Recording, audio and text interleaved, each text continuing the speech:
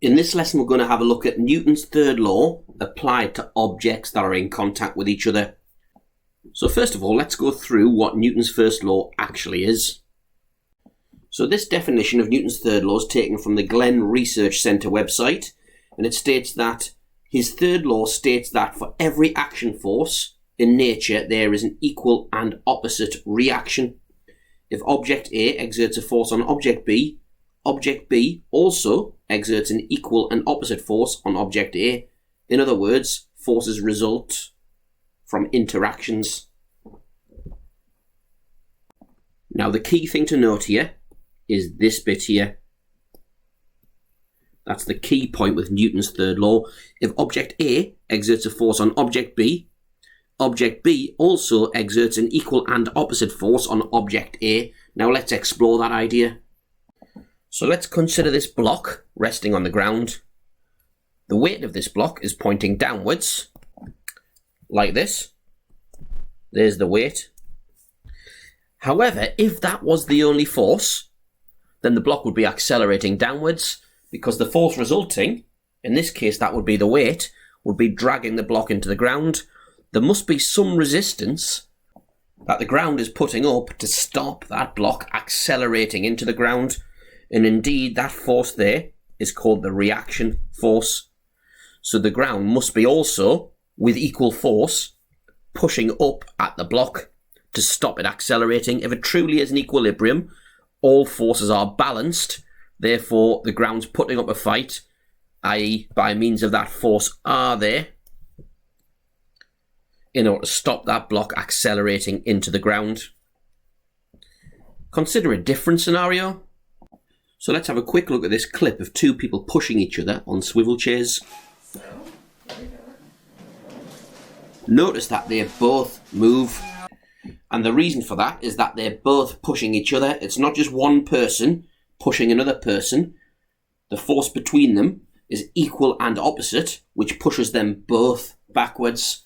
Every force has an equal and opposite reaction force.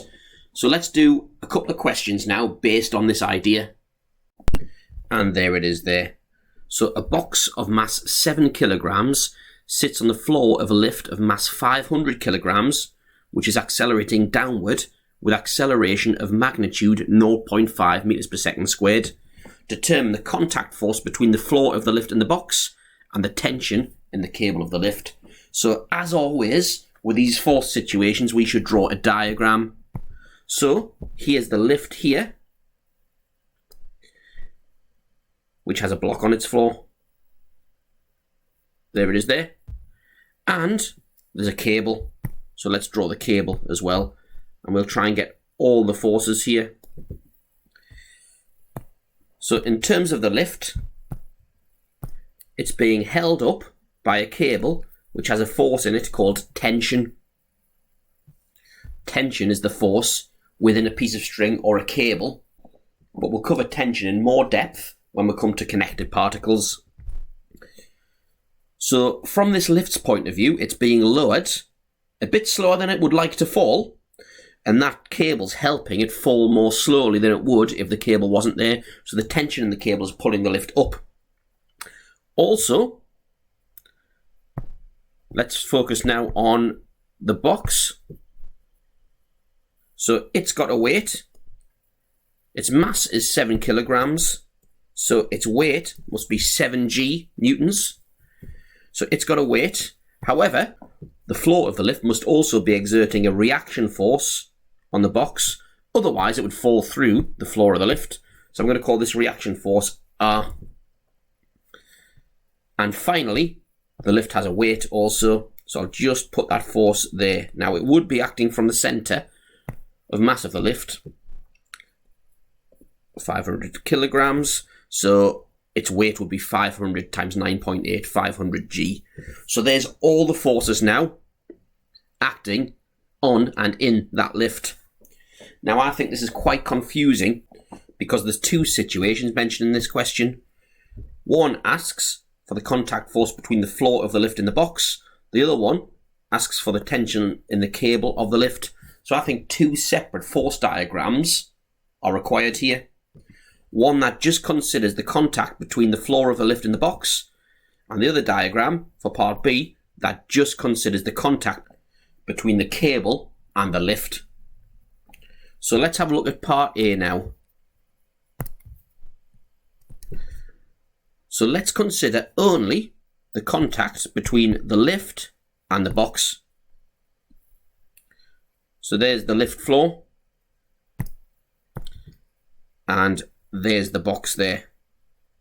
So from the box's point of view, it has a weight, and the force being exerted on it by the floor of the lift. They're all the forces that the box itself directly connects to, the forces that it sees.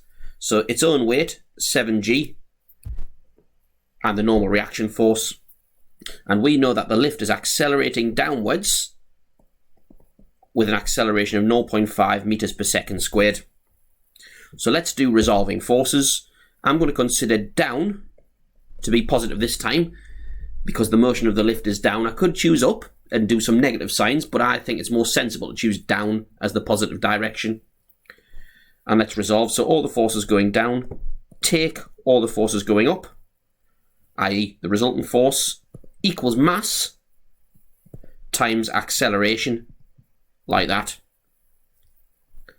Now rearranging, that means that R equals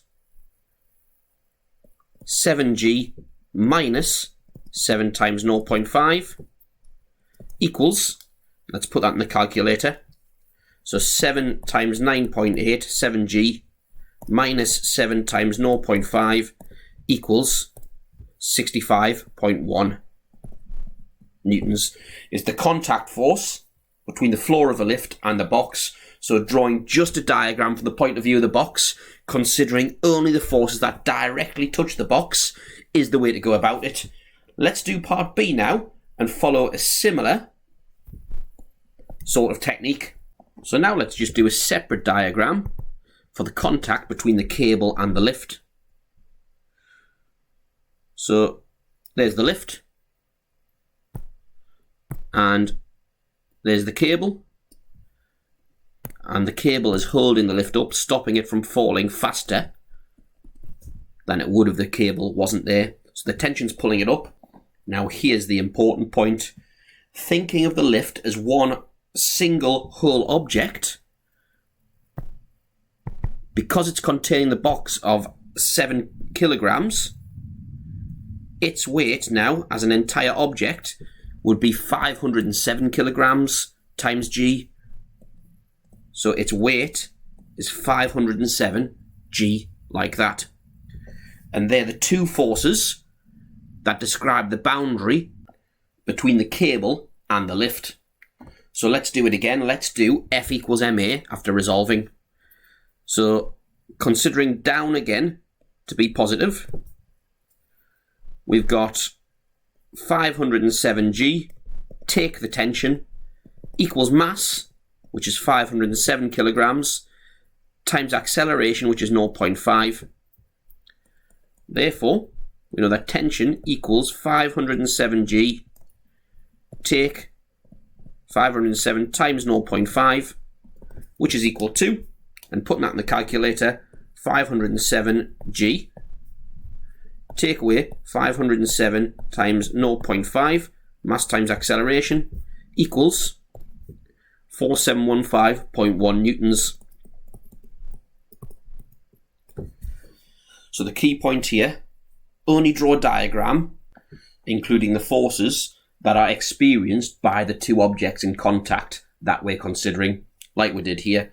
So when we're considering the contact between the block and the floor, draw only a diagram with the contact between the block and the floor.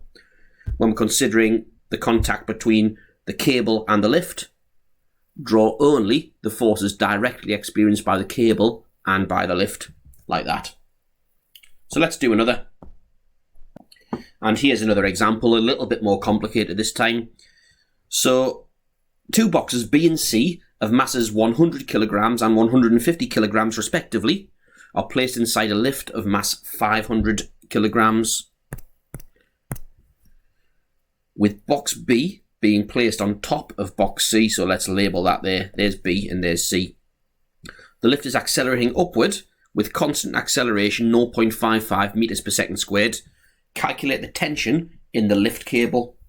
So what we're going to do, we're going to only draw a diagram considering the contact between the cable and the lift. First of all, so there is the diagram there. So there's the lift and there's the cable. And the tension in the cable is pulling the lift upward. Like that. I'm going to call that T. And the weight of the lift and its contents in total is 500 plus 100 plus 150. That's 750 kilograms times G. So 750 G is the weight of the lift. And now, considering up to be the positive direction now, which I think is a sensible choice since the lift is accelerating upward. So all the forces acting up, take all the forces acting down, equals mass times acceleration, so equals 750 is the total mass of the lift with its contents, times acceleration, which is 0.55 upwards. I could probably improve my diagram by including the acceleration there, so a double-headed arrow, like that. Which means that T equals 750 times 0.55 plus 750G equals 750 times 0.55 plus 750 times 9.8, which is equal to 7762.5 newtons. 7762.5 newtons. Okay, now part B says calculate the force being exerted by box C on box B. So let's now do a diagram from box B's point of view, considering only the contact between B and C. So there's box B. And as far as box B is concerned, it's resting on a surface. This surface happens to be box C, but from box B's point of view, it's just resting on something. So let's draw the forces there. So we've got the weight of box B, which has weight 100 kilograms times G, 100G. And then we've got the reaction force of C pushing back at box B. If box C wasn't pushing back, box B would sink into it. So let's do F equals ma again. So it's accelerating upwards. So let's consider up to be positive. So we've got R minus 100G, that's the force resulting, equals mass, which in this case is 100, times acceleration, which is 0.55, like that. Which means that R equals 100 times 0.55 plus 100G, which is equal to, and let's put that in the calculator, so 100 times 0.55 plus 100 times 9.8 is equal to 1035 newtons, is the contact force between B and C. And then part C, calculate the contact force between box C and the floor of the lift. So let's look at the world now from the point of view of the floor of the lift. So here's the floor of the lift. And as far as the lift's concerned, it's got this great big box on it. That's actually two boxes, but all the lift sees is the force pushing down on it. So we're going to combine boxes B and C now. So the weight of these boxes combined is, so 100G for box B and 150G for box C.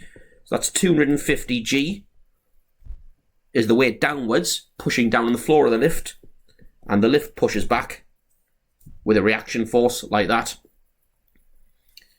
So, considering up to be positive, we get R minus 250G equals mass times acceleration, which is 0.55, which means that the reaction, the contact force between the floor of the lift and box C is equal to 250 times 0.55 plus 250 times 9.8, which is equal to 2587.5 newtons. And there we have it. So have a go at some of the questions now. This is a difficult topic, so you might want to have a look back at the video again. Just really get your head around these ideas. But I think the key to doing it well is to draw separate diagrams, considering only the contact between the two objects that we're talking about.